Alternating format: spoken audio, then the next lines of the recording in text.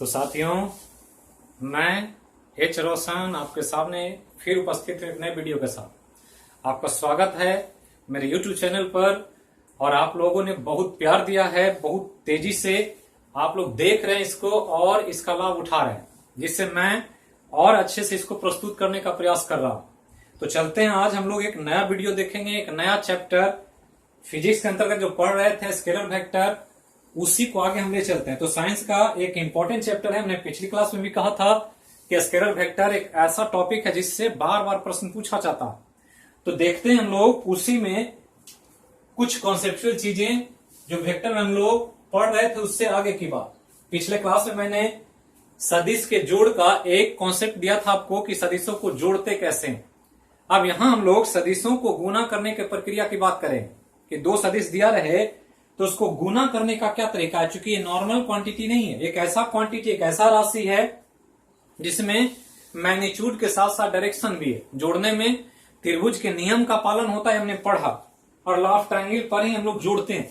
लेकिन अब यहां पर जब प्रोडक्ट की बात आएगी, गुणक की, तो यहां भी कुछ अलग तरीके से गुना करने का प्रक्रिया है जिसको हम लोग को देखना। और जो पढ़ेंगे इसको प्रोडक्ट ऑफ वेक्टर के रूप में देखें। तो प्रोडक्ट ऑफ वेक्टर अर्थात सदिशों का गुणक। तो सदिशों का गुणक क्या होता है और कैसे कैसे इसको गुना करते हैं, इसी को समझना। और ये ध्यान रखना है कि सदिश को जब गुना करेंगे तो दो तरह की राशि मिलेगी, और उस राशि जो प्राप्त होगा उसके आधार पर प्रोडक्ट को यहां दो रूप में बांटा जाता है। तो पहला जो प्रोडक्ट है सदिश का, उसका नाम है डॉट प्रोडक्ट। ये ध्यान रखना है, पहला है डॉट प्रोडक्ट, और इसी का दूसरा नाम स्केलर प्रोडक्ट भी। तो ये ध्यान रखना है नाम। और यहां से सवाल आपसे पूछेगा ऑब्जेक्टिव में भी, और कुछ टेक्निकल एग्जाम में बैठेंगे तो कुछ न्यूमेरिकल क्वेश्चन या संख्यात्मक आंकिक प्रश्न भी पूछे जाएंगे। तो पहला है डॉट प्रोडक्ट और स्केलर प्रोडक्ट, और दूसरा जो है ये दूसरा क्रॉस प्रोडक्ट। तो क्रॉस प्रोडक्ट की बात करें या इसी का दूसरा नाम वेक्टर प्रोडक्ट भी है। तो क्रॉस प्रोडक्ट कहें या वेक्टर प्रोडक्ट कहें, बात एक ही। तो क्रॉस प्रोडक्ट और वेक्टर प्रोडक्ट, और एक है डॉट प्रोडक्ट, स्केलर प्रोडक्ट। तो यहां पर स्केलर वेक्टर हम लोग पढ़ चुके हैं। सदिश और अदिश, हमने कहा था कि अदिश वह है जिसमें डायरेक्शन नहीं होता, मैग्नीट्यूड होता, लेकिन वेक्टर वह है जिसमें मैग्नीट्यूड के साथ साथ डायरेक्शन भी होता। अब इन्हीं दोनों को समझना कि जब हम दो क्वांटिटी लें सदिश राशि और उसको गुना करें और एक ऐसा राशि प्राप्त हो जो अदिश हो जाए, तो उसको स्केलर प्रोडक्ट माना जाए। जबकि दो सदिश को गुना करें और उससे सदिश नहीं प्राप्त हो जाए तो उसको फिर वेक्टर प्रोडक्ट माना जाए। मतलब क्या है कि जब डॉट प्रोडक्ट की बात आती है तो ये ध्यान रखना है, डॉट प्रोडक्ट में जब डॉट प्रोडक्ट होगा तो दो सदिश को गुना करने से, दो सदिश को गुना करने से एक अदिश प्राप्त होता है। ये ध्यान रखना। तो दो सदिश को गुना करें और एक अदिश प्राप्त हो जाए तो उसको डॉट प्रोडक्ट माने। तो ध्यान रखना है। और डॉट प्रोडक्ट को डॉट से ही दिखाते हैं। जैसे दो राशि है ए और इसको गुना करना है दूसरा राशि बी से, दोनों वेक्टर। तो ए डॉट बी अगर लिखेंगे तो यहां जो राशि का मान होगा वो A B sine theta, A B cos theta होगा। ये ध्यान रखना। तो जब दो वेक्टर क्वांटिटी लें ए और बी और उसको गुना करें और उसके द्वारा एक अदिश प्राप्त हो जाए तो उसको डॉट प्रोडक्ट या स्केलर प्रोडक्ट माना जाएगा। चूंकि ये राशि जो होगा वो अदिश राशि प्राप्त होगा, और इस स्थिति में मान जो होगा ए डॉट बी बराबर ए बी कॉस थीटा हो। जैसे हम दें कि डब्ल्यू बराबर कार्य होता है और कार्य बराबर एफ और डॉट एस होता है। बल और विस्थापन के डॉट प्रोडक्ट को कार्य कहते हैं, और इसलिए डब्ल्यू बराबर हम लिखते हैं, डब्ल्यू बराबर जो लिखेंगे वो आएगा एफ एस कॉस थीटा। तो ये ध्यान रखना एफ एस कॉस थीटा कार्य है, कार्य बराबर बल गुने विस्थापन, लेकिन यहाँ थीटा लगा हुआ है। जब हम लोग वर्क पावर एनर्जी जब पढ़ेंगे तो वहां डिटेल में चर्चा होगी। मतलब क्या है कि बल एक सदिश राशि, विस्थापन एक सदिश राशि, और इन दोनों को अगर गुना किया जाए तो इससे प्राप्त होता है कार्य, और कार्य जो है ये दोनों का गुणक है, और कार्य जबकि क्या है अदिश राशि। तो ये ध्यान रखना। तो अदिश जब प्राप्त हो जाता है तो इसको हम स्केलर प्रोडक्ट मान लेते हैं, और स्केलर प्रोडक्ट का मान जब भी लेना है तो ए डॉट बी बराबर ए बी कॉस थीटा ही लेना आप। तो जब भी डॉट प्रोडक्ट निकालना रहेगा तो ए इंटू बी और इंटू कॉस थीटा, जहां थीटा सदिश के बीच का कोण है, ये ध्यान रखना। मतलब दो सदिश के बीच का कोण आपको पता है और उसका कॉस थीटा मान ले लें तो हमको जो प्रोडक्ट मिल जाएगा वो डॉट प्रोडक्ट या स्केलर प्रोडक्ट के रूप में जाना जाएगा। जबकि हम अगर डॉट प्रोडक्ट की जगह अगर क्रॉस प्रोडक्ट ले तो क्रॉस प्रोडक्ट में क्या होता है कि यहां पर क्रॉस का साइन आता है, और यहां जो होता है यहां दो सदिश को गुना करने से, दो सदिश को आप गुना करेंगे तो गुना करने से एक सदिश प्राप्त होता है। तो दो सदिश लें और उसको गुना करें और सदिश ही प्राप्त हो जाए तो ऐसे प्रोडक्ट को क्रॉस प्रोडक्ट कहते हैं। और सदिश होने की वजह से जो गुना के बाद सदिश राशि मिल रहा है ये, इसी की वजह से इसको वेक्टर प्रोडक्ट भी कहा गया। तो ये ध्यान रखना है कि जब दो को गुना करें और अदिश मिल जाए तो अदिश गुना या डॉट प्रोडक्ट, और दो सदिश को गुना करें और सदिश ही मिल जाए तो क्रॉस प्रोडक्ट या वेक्टर प्रोडक्ट। जैसे हम एक एग्जांपल दे रहे हैं कि एक एग्जांपल है जिसको बल आघूर्ण कहते हैं, और बल आघूर्ण जो है वो बल और गुना बल बाहु का गुणनफल होता। तो बल और बल बाहु दोनों सदिश है, और सदिश को गुना करते तो बलाघूर्ण हमको मिलता है टॉर्क, और इस हिसाब से यहां टॉर्क जो है ये भी सदिश है। तो ये ध्यान रखना, ये सदिश है, और ये सदिश जो प्राप्त हुआ है दो सदिश के गुणक से प्राप्त हुआ, एक सदिश ये और एक सदिश ये। तो दोनों के सदिश के गुना से सदिश ही मिला, इसलिए इसको क्रॉस प्रोडक्ट के रूप में देखते हैं, और इसलिए इसको वेक्टर प्रोडक्ट भी कहा जाता।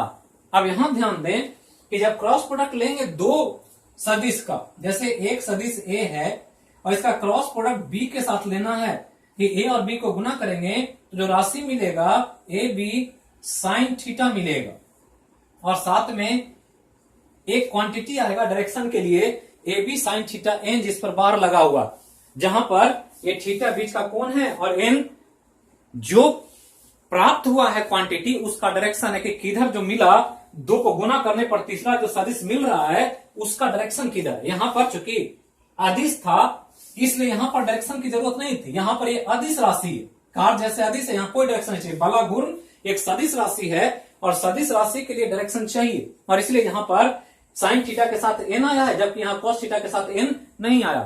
तो ये ध्यान रखना है कि जब दो सदिश को गुना करें और सदिश मिल जाए तो उसको हम क्रॉस प्रोडक्ट में माने।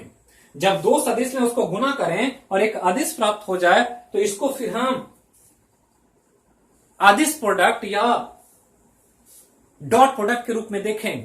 तो इस रूप में ध्यान रखना है, यहां पर बिल्कुल स्पष्ट है कि दो सदिश को गुना करने से अदिश मिल जाए तो अदिश गुणक, और दो सदिश को गुना करने से एक सदिश मिल जाए तो सदिश गुणक या क्रॉस प्रोडक्ट के नाम से जाना जाता। इसके लिए बहुत सारे न्यूमेरिकल सवाल पूछे जाते हैं। ऑब्जेक्टिव में आपको इतना ही ध्यान रखना है कि डॉट प्रोडक्ट का मीनिंग क्या होता है, क्रॉस प्रोडक्ट का मीनिंग क्या होता है, ए और बी दो सदिश दिया रहे तो उसका डॉट प्रोडक्ट कैसे निकालेंगे तो ए बी कॉस थीटा होगा, और जब ए और बी दो सदिश दिया उसका क्रॉस प्रोडक्ट निकालना है तो A B sine theta into n हो।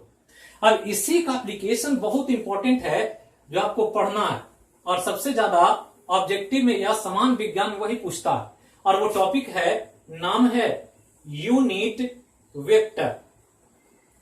तो पहले यूनिट वेक्टर को हम लोग देख लें। इसको हिंदी में एकांक सदिश कहा जाता है।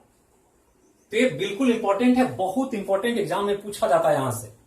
तो यूनिट वेक्टर ये एकांक सदिश बिल्कुल स्पष्ट है, सदिश है मतलब डायरेक्शन होगा, लेकिन यूनिट लगा हुआ है और यूनिट इकाई के लिए आता है। तो ध्यान रखना है कि यूनिट वेक्टर का कॉन्सेप्ट जो है उसके लिए होता है कि एक सदिश हो और उस सदिश का परिमाण मैग्नीट्यूड अगर एक है, ये ध्यान रखना, अगर किसी सदिश का परिमाण एक है तो उसको हम यूनिट वेक्टर मानते हैं। तो पहला तो यही ऑब्जेक्टिव में ध्यान रखना कि यूनिट वेक्टर किसको कहते हैं, तो जिसका मैग्नीट्यूड या वैल्यू या परिमाण एक होता है वो यूनिट वेक्टर या एकांक सदिश है।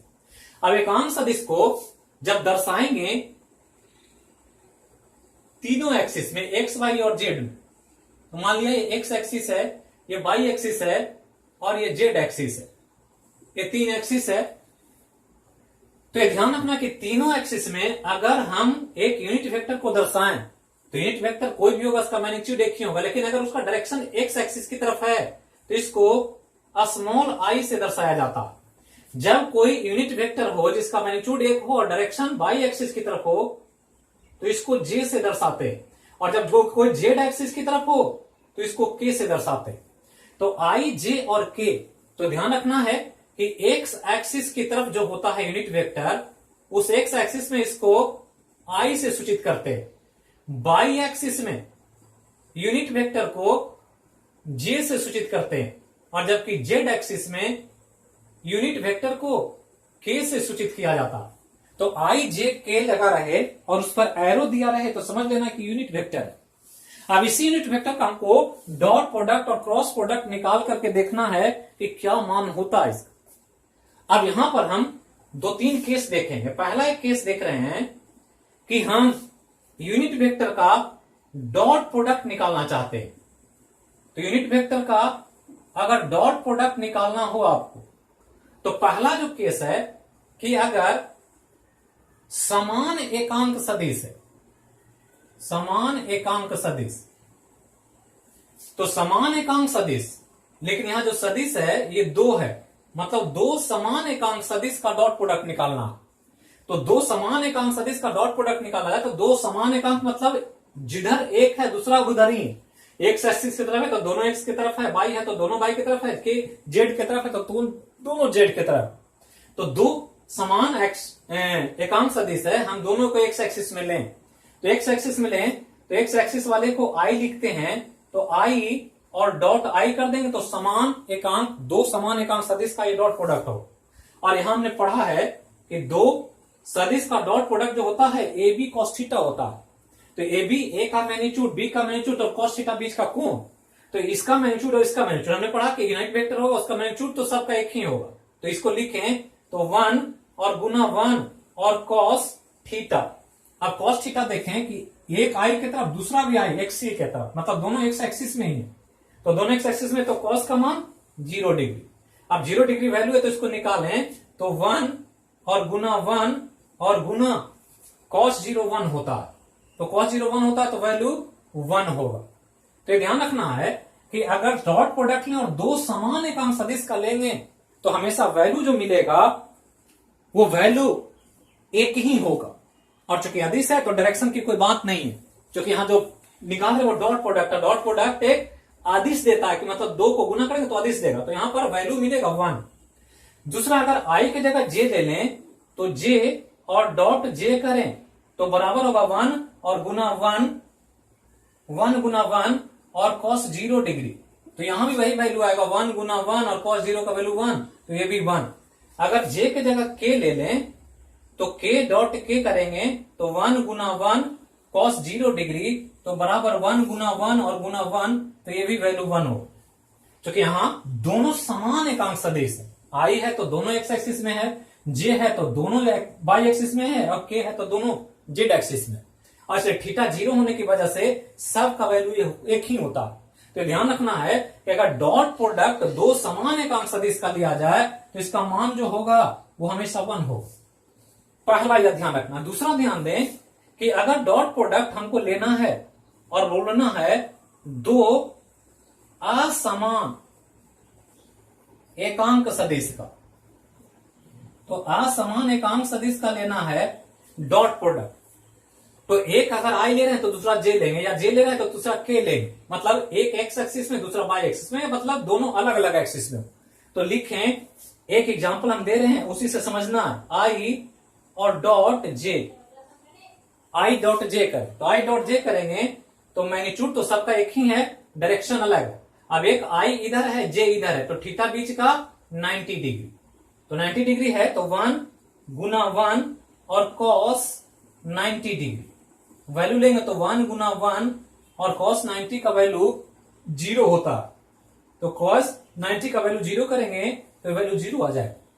अगर i j के जगह हम j k ले लें तो j और डॉट k ऐसे लें तो यहां भी वही वैल्यू आएगा 1 गुना 1 और cos 90 डिग्री लेंगे तो वही वैल्यू आएगा 1 गुना 1 और गुना 0 बराबर 0। या हम लें k और डॉट i तो k डॉट i लेंगे तो 1 और गुना 1 और गुना cos 90 डिग्री बराबर 1 गुना 1 और गुना 0 बराबर 0। मतलब अगर दो असमान एकांक सदिश का डॉट प्रोडक्ट निकाला जाएगा तो जो वैल्यू जो मिलेगा वो शून्य मिलेगा। तो एक वैल्यू ये याद रखना कि 1 होता है, एक वैल्यू शून्य याद रखना। मतलब कि दो समान एकांक सदिश का अगर डॉट प्रोडक्ट निकाला जाएगा तो समान का वैल्यू 1 ही मिलेगा, जबकि दो असमान एकांक सदिश का डॉट प्रोडक्ट निकाला जाएगा तो वैल्यू 0 मिलेगा। तो ये डॉट प्रोडक्ट की बात। अब आगे चलें और देखें डॉट प्रोडक्ट के जगह क्रॉस प्रोडक्ट में यूनिट वेक्टर का वैल्यू। तो हम लोग अभी डॉट प्रोडक्ट देख रहे थे, अब थोड़ा सा एकांक सदिश का क्रॉस प्रोडक्ट देख लें। और क्रॉस प्रोडक्ट ही आपके लिए बहुत इंपॉर्टेंट है, भाई ध्यान रखना। तो अब हम क्रॉस प्रोडक्ट देखने जा रहे हैं एकांक सदिश का। तो एकांक सदिश का क्रॉस प्रोडक्ट देखें, इसी को देखना है। तो पहला जो केस है यहां वही वाला केस है कि दो समान एकांक सदिश, दो समान एकांक सदिश का क्रॉस प्रोडक्ट क्या होता है यही निकालना। तो दो समान है तो समान हम निकाल चुके हैं कि दोनों जो भी होगा समान होगा, एक ही दिशा में होगा, दोनों का मैग्नीट्यूड 1 ही होगा तो उसको समान माने। जैसे हम लिखें एक पहला एग्जांपल कि i है और क्रॉस i है, दोनों एक ही डायरेक्शन में, दोनों का मैग्नीट्यूड 1 है तो दोनों डायरेक्शन एक ही है। तो लिखें यहां, तो यहां क्या लिखें 1 और गुना साइन थीटा n, ये ध्यान रखना। अब यहां वैल्यू साइन थीटा का i गुना i है तो साइन थीटा का वैल्यू कितना, तो यहां लिखेंगे तो 1 और गुना 1 एक ही डायरेक्शन है इसलिए साइन 0 डिग्री और n। तो वैल्यू निकालें तो 1 और गुना 1 और गुना साइन 0 का मान 0, तो साइन 0 का मान 0 तो 0 होगा ये और n आएगा ये ध्यान रखना। दूसरा कि अगर हम j क्रॉस j लिखें तो j क्रॉस j लिखेंगे तो वैल्यू रहेगा 1 गुना 1 और गुना साइन 0 डिग्री n। वैल्यू क्या आएगा तो 1 गुना 1 और गुना 0 n बराबर 0 n होगा। अगर k क्रॉस k लें, k क्रॉस k लेंगे तो 1 गुना 1 साइन 0 डिग्री n, तो ये भी 1 गुना 1 और गुना 0 n मतलब 0 और n। तो ध्यान रखना है कि जब दो समान एकांक सदिश और उसका क्रॉस प्रोडक्ट निकाला जाए सदिश गुना, तो उस स्थिति में जो वैल्यू मिलता है वो 0 होता है, लेकिन 0 के साथ डायरेक्शन होता है। डायरेक्शन किधर होगा, चूंकि सेम ही डायरेक्शन में तो गुना करें तो डायरेक्शन भी वही रहेगा। अगर आई को गुना करेंगे तो आई डायरेक्शन में रहेगा, जे को गुना करेंगे तो जे ही डायरेक्शन में रहेगा, के को गुना करेंगे तो के ही डायरेक्शन में रहेगा, लेकिन मैग्नीट्यूड सबका 0 है। और जब ध्यान रखना है एक इंपॉर्टेंट कि अगर ऐसा हो जाए तो इसको एक अलग नाम से जानते हैं जिसको नल वेक्टर कहा जाता है। तो एक है यूनिट वेक्टर, एक नल वेक्टर, दोनों पूछता है एग्जाम। तो क्या है नल वेक्टर, तो समझना यह है कि एक सदिश हो और सदिश का परिमाण 0 हो, शून्य, तो उसी को नल वेक्टर मानते हैं। यूनिट वेक्टर का मैग्नीट्यूड 1 होता है और नल वेक्टर का मैग्नीट्यूड 0 होता है।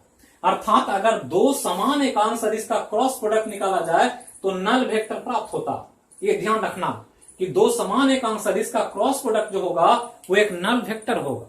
और नल वेक्टर का मतलब याद रखना है कि ये ऐसा सदिश होता है जिसका मैग्नीट्यूड नहीं होता लेकिन डायरेक्शन होता।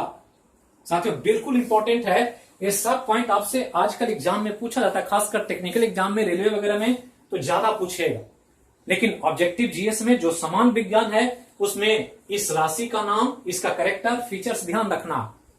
अब आगे चलें तो दूसरा जो केस है क्रॉस प्रोडक्ट में वो है कि दो असमान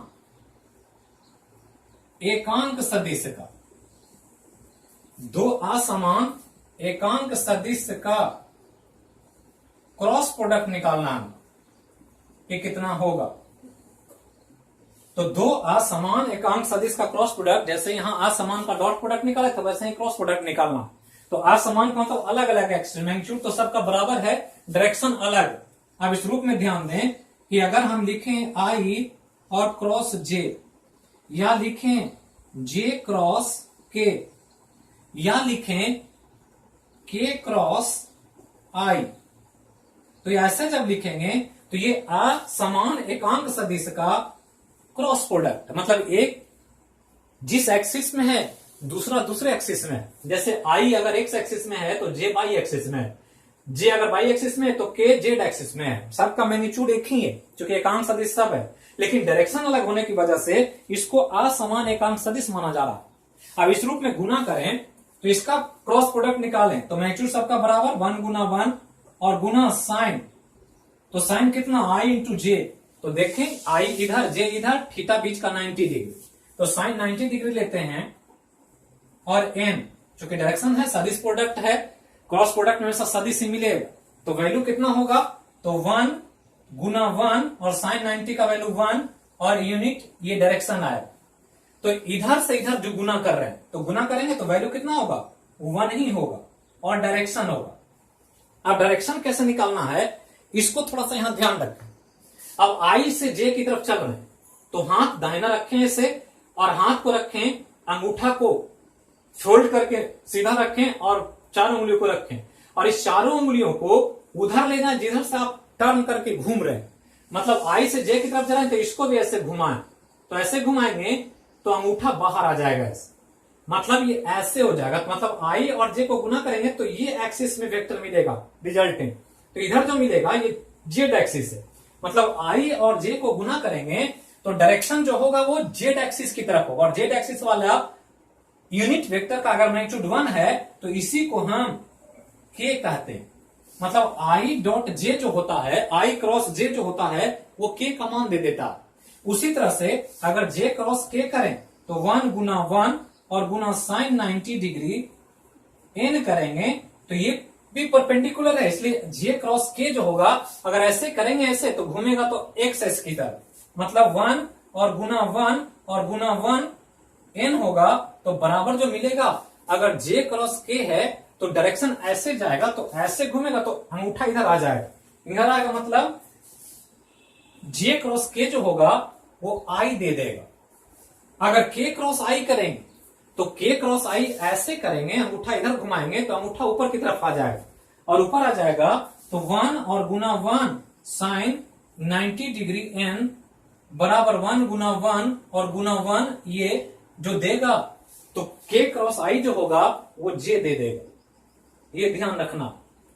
तो ये साथियों याद रखें कि जब भी हम दो असमान एकांक सदिश का क्रॉस प्रोडक्ट निकालते हैं तो जो रिजल्टेंट मिलता है, गुणक राशि जो प्राप्त होता है वो तीसरा एकांक सदिश बता देता है। मतलब आई जे को गुना करेंगे तो के मिलेगा, जे के को गुना करेंगे तो आई मिलेगा, और के आई को गुना करेंगे तो जे मिलेगा। मतलब 2 को गुना करेंगे तो तीसरा मिल जाएगा। कब, जब हम ऐसे चले, ऐसे मतलब जो हो रहा है ये ऐसे घूम रहे हैं, तो ऐसे घूम रहे हैं तो ऐसे जो घूमने का डायरेक्शन है ये एंटी क्लॉकवाइज, ये ध्यान रखना, क्योंकि डायरेक्शन है और सदिश राशि, तो एंटी क्लॉकवाइज घूमेंगे तो आई क्रॉस जे के दे देगा, जे क्रॉस के आई दे देगा और के क्रॉस आई जे दे देगा। लेकिन उल्टा करें, अगर हम आई क्रॉस जे न करके जे क्रॉस आई कर दे तो जे और क्रॉस आई करें, तो अब एग्जांपल एक दे रहे हैं, इसे समझना है।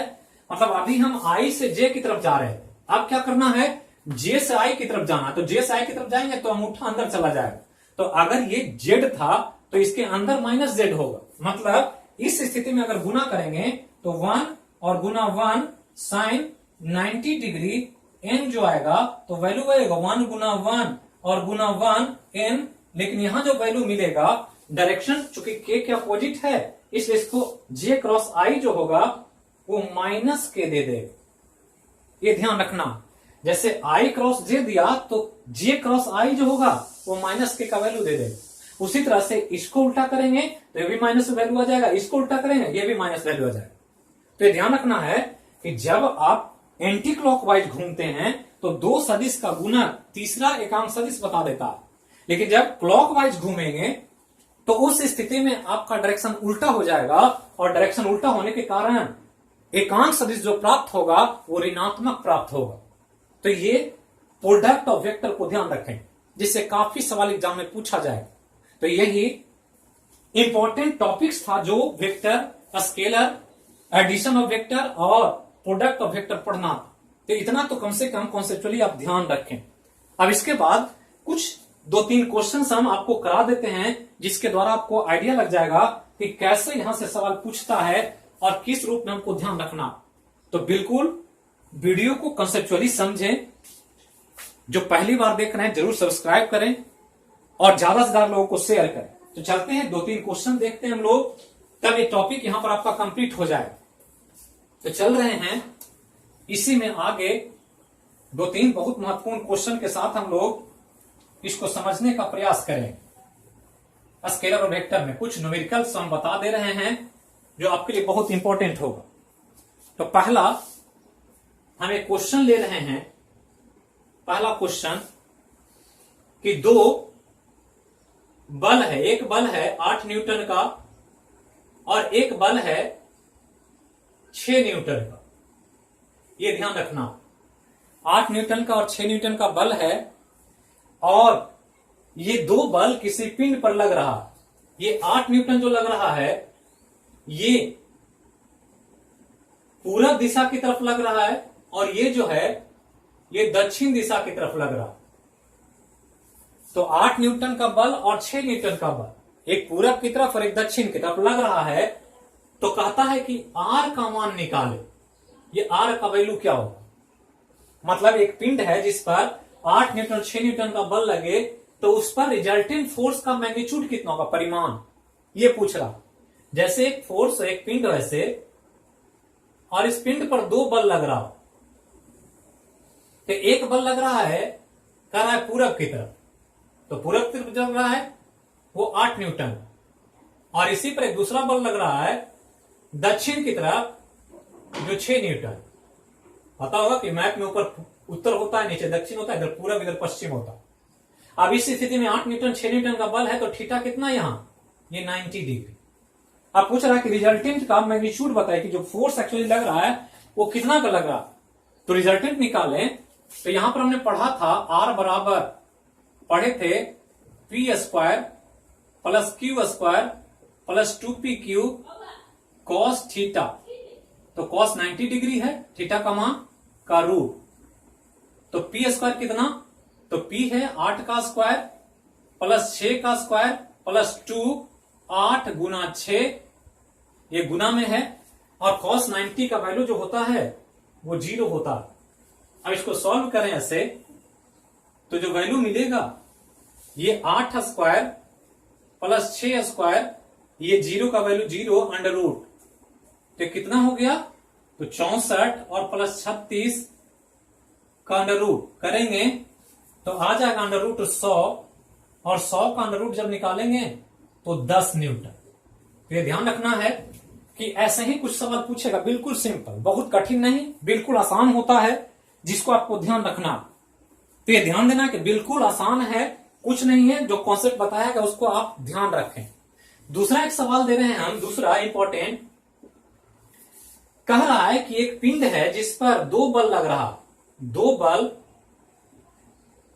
एक पिंड पर कार्य कर रहा, कार्य करता है जिसका मान 16 न्यूटन तथा 20 न्यूटन, 16 न्यूटन तथा 20 न्यूटन, दो बल किसी पिंड पर कार्य करता है जिसका मान 16 न्यूटन तथा 20 न्यूटन है। तो परिणामी बल का मान हो सकता है ऑप्शन दे रहा है आपको। ए ऑप्शन जो दिया है वो दिया है 3 न्यूटन, बी दिया है डी दिया है 37 न्यूटन, सी दिया है 40 न्यूटन और डी दिया है 25 न्यूटन। तो यही 4 ऑप्शन दिया है कि 2 बल है, किसी पिंड पर कार्य कर रहा है, एक का मान 16 न्यूटन, दूसरे का मान 20 न्यूटन है, तो रिजल्टेंट फोर्स का मान कितना होगा, कितना हो सकता होगा नहीं, क्योंकि होगा के लिए थीटा देना पड़ेगा, यहां थीटा है नहीं, यहां पर हो सकता है पॉसिबिलिटी कि ये 4 वैल्यू में कौन हो सकता है, पॉसिबल क्या है। तो हमने कहा था कि 2 फोर्स जब काम करता है तो रिजल्टेंट फोर्स जो वैरी करता है वो R minimum P minus Q से लेकर R maximum P plus Q तक होता, यही वैरी करेगा P minus Q to P minus Q तक। तो P माइनस क्यू कितना, तो पहला 16 है, दूसरा 20 है, 16 और 20 है, तो 20 में से 16 को घटाएं तो यहां 4 न्यूटन मिलता, और तो 4 न्यूटन से कहां तक, तो जोड़ना है आर मैक्सिमम का वैल्यू कितना, तो 20 और प्लस 16 बराबर 36 न्यूटन। तो ये ध्यान रखना है, मतलब ये 4 न्यूटन से लेकर 36 न्यूटन के बीच हो सकता, यही वैल्यू है। तो या तो 4 न्यूटन होगा या उससे ज्यादा से ज्यादा 36 न्यूटन तक जाएगा। तो यहां देखें कि 4 न्यूटन से कम ये नहीं हो सकता है, 4 से कम है ये 3, 37 36 से ज्यादा है, 40 36 से ज्यादा है, लेकिन 25 न्यूटन 4 और 36 के बीच में, इस 25 न्यूटन को हम मान लेंगे कि यही एक पॉसिबल वैल्यू है जो इन दोनों का रिजल्टेंट रेजिस्टेंस हो सकता। तो इस तरह से सवाल पूछेगा आपसे। एक सवाल और हम डिस्कस कर दे रहे हैं जो बहुत इंपॉर्टेंट है, कभी कभी एग्जाम में पूछ देता, क्या है इसी को समझना। तो बिल्कुल कॉन्सेप्चुअल सवाल जो ऑब्जेक्टिव में आपको थ्योरी बताया गया वो, और कुछ न्यूमेरिकल सेक्शन पर भी आपको ध्यान रखना। तो तीसरा जो क्वेश्चन है, एक क्वेश्चन दिया है आपको कि P प्लस Q का मैग्नीट्यूड अगर बराबर हो जाए P माइनस Q के मैग्नीट्यूड, तो इस स्थिति में P और Q के बीच का कोण निकाल, कोण बराबर भार। तो यही क्वेश्चन क्या कह रहा है कि P प्लस Q का वैल्यू P माइनस Q के बराबर है। तो इस स्थिति में आप जो वैल्यू होगा P और B के बीच का कोण का वैल्यू कितना होगा, यही पूछ रहा। तो बिल्कुल आसान है, इसमें कुछ कंफ्यूजन नहीं है, बिल्कुल आप आसानी से बता सकते हैं। तो ध्यान रखना है कि P प्लस Q बराबर है P माइनस Q के। तो यहां पर ये वैल्यू है, P प्लस Q का वैल्यू हम पढ़े हैं और P माइनस Q का वैल्यू भी पढ़े, एक में प्लस एक में माइनस। अब P प्लस Q का वैल्यू लिखे तो हम पढ़े थे P प्लस Q का जो वैल्यू होता है P square plus Q square plus 2PQ cos theta का अंडर रूट, ये होता है P प्लस Q का स्क्वायर बराबर। अगर इसका लिखें तो ये P माइनस Q का value P square plus Q square minus 2PQ cos theta का अंडर रूट, ये वैल्यू है। ये ध्यान रखना है, थीटा का मान पूछ रहा है, बीच का कोण बराबर भाट, ये निकालना है। तो P प्लस Q के बीच का कोण निकालना है, थीटा का मान। अब ये दोनों वैल्यू है, P प्लस Q का मान इतना होता है, P माइनस Q, चूंकि माइनस है तो बीच में माइनस है, यहां प्लस है। अब दोनों तरफ अंडर रूट है, अगर दोनों को स्क्वायर कर दें तो रूट हटेगा, और रूट हटेगा तो P square plus Q square बराबर P square plus Q square plus 2PQ cos theta बराबर लिख सकते हैं। यहां पर इसको रूट हटाएंगे तो P square plus Q square minus 2PQ cos theta. अब यहां पर P स्क्वायर Q स्क्वायर इधर भी ये कटेगा, तो ये कटेगा इधर। अब इसको इधर लाएं तो कितना होगा, तो 2P cos theta PQ cos theta, इधर से आएगा तो प्लस, तो 2PQ cos theta plus 2PQ cos theta बराबर 0। तो ये कितना हो गया, 4PQ कॉस थीटा बराबर जीरो, इसलिए कॉस थीटा बराबर, तो कॉस थीटा बराबर 0/4 PQ, और जीरो में किस संख्या से भाग दें तो जीरो ही होता, अर्थात यहां पर कॉस थीटा का मान जो आया है वो कॉस थीटा बराबर 0, और कॉस थीटा का मान 0 जो होता है वो कॉस 90 डिग्री होता है, अर्थात यहां थीटा का जो वैल्यू है वो 90 डिग्री।